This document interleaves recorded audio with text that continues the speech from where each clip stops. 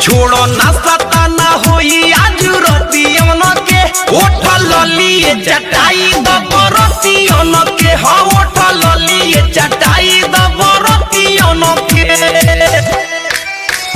उठल लिए चटाई दबरतियन के रीगा सीतामढ़ी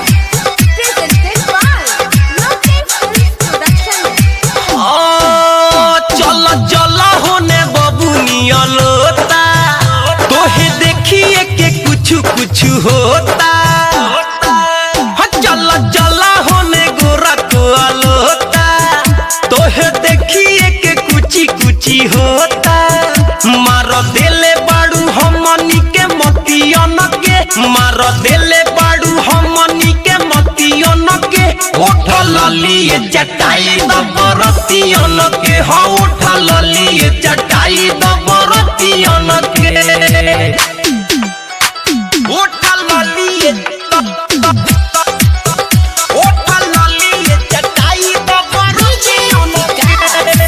रीगा सीतामढ़ी आप सुन रहे हैं अमित पटेल की आवाज में।